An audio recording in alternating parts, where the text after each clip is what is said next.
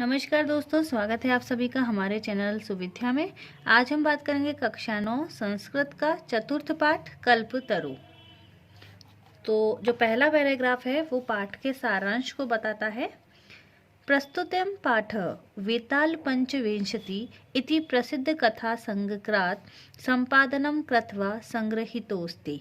यानी ये जो प्रस्तुत पाठ है वो वेताल पंचविंशति नाम के कथा संग्रह से लिया गया है। अत्र मनोरंजक घटनाभि विस्मयकारी घटनाभिश्च जीवन मूल्यानां निरूपणं वर्तते।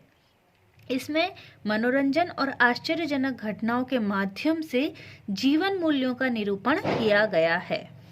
अस्यां कथायां पूर्वकालत एव स्वगृहोद्याने स्थित कल्पवृक्षेण जीमूतवाहन लौकिक पदार्थान् न याचते।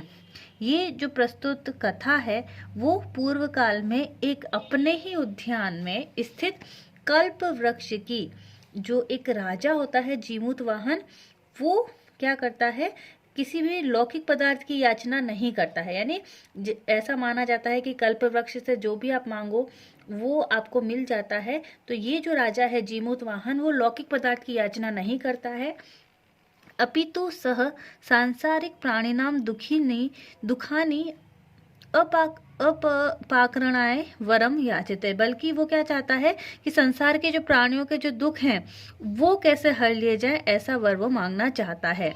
यतो ही लोक भोग्या भौतिक पदार्था जल तरंग वद अनित्या संति। उनके अनुसार क्या था कि ये जो पूरा संसार है इसमें सब कुछ, यानी जितने भी भौतिक पदार्थ हैं वो पानी की तरंगों के समान नष्ट होने वाले हैं। अस्मिन् संसारे केवलम, इस संसार में केवल परोपकार ही एव सर्वोत्कृष्ट चिरस्थायी तत्वम अस्ति। यानी सिर्फ एक परोपकार ही है जो कि चिरस्थायी है, एक अमर यश प्रदान करने वाला है। तो ये आप कह सकते हैं कि पाठ का सारांश था। अब हम इस चैप्टर को पूरा पढ़ते हैं। अस्ति हिमवान नाम सर्व रत्न भूमि नगेंद्र।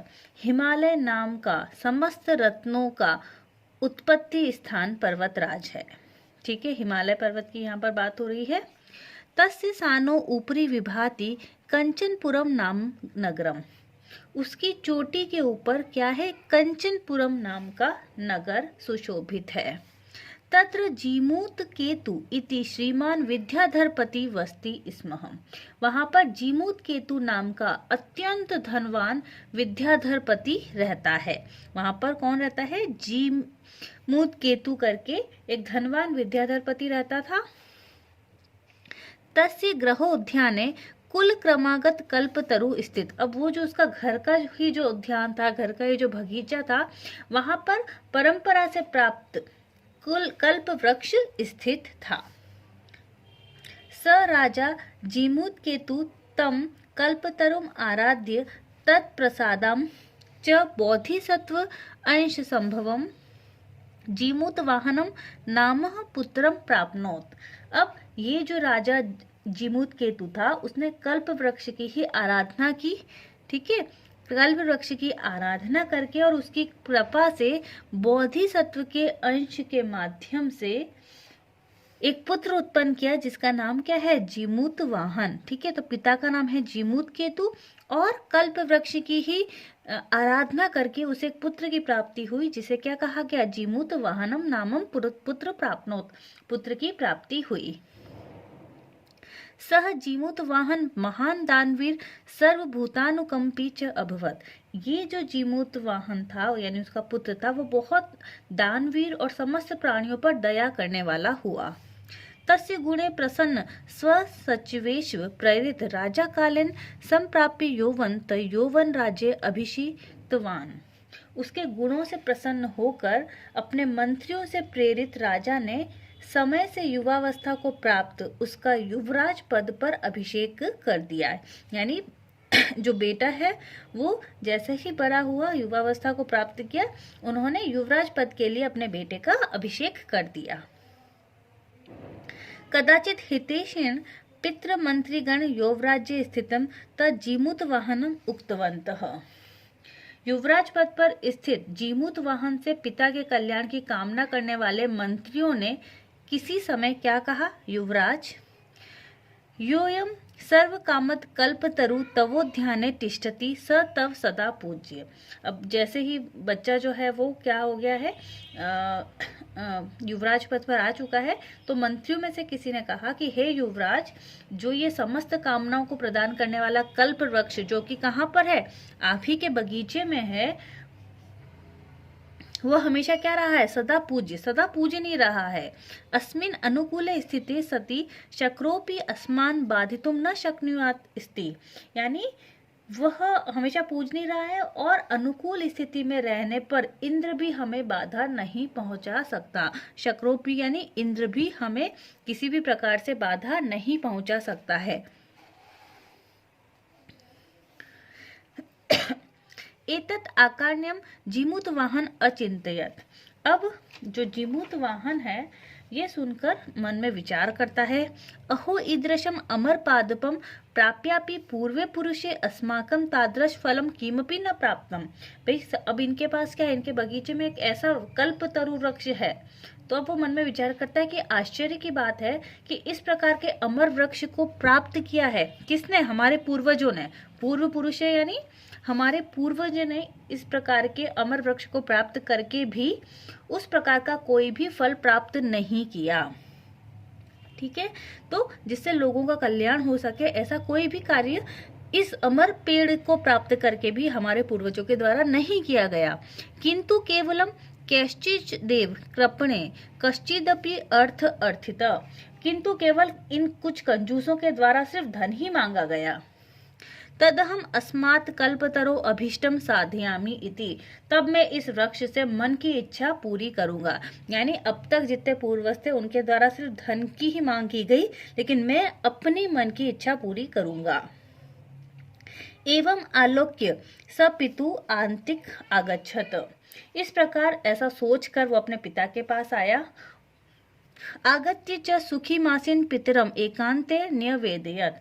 सुख से बैठे हुए पिता से उसने एकांत में क्या किया? निवेदन किया। तात यानी पिताजी, त्वं तु जानासि एव यदस्मिनि संसार सागरे आशीररम इदम सर्वम धनम विचिवत चंचलम। आप तो जानते ही हैं कि संसार सागर में आजीवन यह समस्त धन तरंग की तरह चंचल रहता है या अस्थिर रहता है। एकः परोपकार एव अस्मिन् संसारे अनश्वर यो युगांत पर्यंत यश प्रसूते। एक परोपकार ही इस संसार में अनश्वर है यानी नष्ट नहीं होने वाला है, जो युगों तक कीर्ति को उत्पन्न करता है। तद अस्माभि ईदृश कल्पतरु किमर्थ। इस प्रकार के कल्पतरु की क्यों रक्षा करते हैं? जिन्होंने पहले इसकी मेरा मेरी इस प्रकार का आग्रह पूर्वक रक्षा की थी। ठीक है, आगे पूरा पढ़ लेते हैं पहले। येष पूर्वेरियम मम मम इति आग्रहेन रक्षति। ठीक है ना, जिसने मेरा मेरा करके आग्रह पूर्वक रक्षा की थी। ते इदानीं कुत्र गता, वो सब लोग कहाँ चले गए? तेषा कस्यायाम, उनमें से यह किसका है? अस्या वा के ते, या फिर इसके कौन हैं? यानी जितना भी लोग पैसा करके चले गए तो उनका क्या रहा? कुछ भी नहीं रहा। तस्मात् परोपकारिक फल सिद्धये त्वदात्रया इमं कल्पपादनम आराध्यामि। इससे एकमात्र परोपकार के फल की प्राप्ति के लिए आपकी आज्ञा से मैं क्या करूंगा? कल्प वृक्ष की आराधना करूंगा। यानी वो बेटा कहता है कि मैं पैसों की बात नहीं करूंगा, कल्प वृक्ष से मैं परोपकार किस प्रकार से लोगों का कर सकूं इसी की आराधना करूंगा। अतः पित्रा तथा इति अभ्यनुज्ञात स जीमूत वाहन कल्पतरु उपगम उवाच। अब क्या होगा कि इसके बाद पिता से अनुमति प्राप्त करता है और जीमूत वाहन कल्प वृक्ष के पास जाकर बोलता है। उवाच यानी बोलता है। देवता त्वया अस्म पूर्वेशाम अभीष्टा कामा पूरिता। आपके द्वारा हमारे पूर्वजों की इच्छाएं जो हैं वो पूरी की गई हैं। तन्मेकम कामम पूरा है। ठीक है ना, तो मेरी भी एक कामना आप क्या करें, पूरी कर लीजिए। यथा पृथ्वीम अदरिद्राम पश्यामि, जिस प्रकार से पृथ्वी को मैं दरिद्रता से रहित देख सकूं, मैं कैसा देखना चाहता हूं, अदरिद्र देख सकूं, यानी दरिद्रता नहीं हो। तथा करोति देव, ऐसा कुछ करिए देवता, वैसा ही कुछ करिए। एवं वादिनी जीमूत वाहने, जीभूत वाहन के ऐसा कहने पर, त्यक्तस्त्वा एषो हम यातोस्मि इति वाक् तस्मात् तरो उद्भूत, तुम्हारे लिए त्यागा हुआ मैं जाता हूँ, इस प्रकार की एक वाणी वृक्ष से उत्पन्न हुई।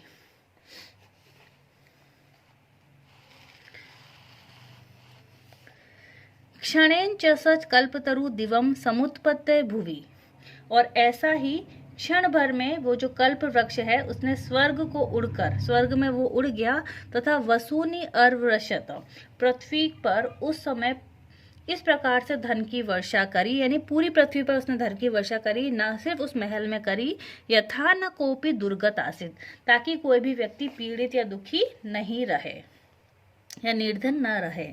ततसत्य जीमूत वाहनस्य सर्व जीवानुकंपया सर्वत्र यश प्रथितम, और इसके बाद ही जीमूत वाहन का समस्त जीवों पर दया करने से सब जगह उसकी जो कीर्ति थी वो प्रसिद्ध हो गई।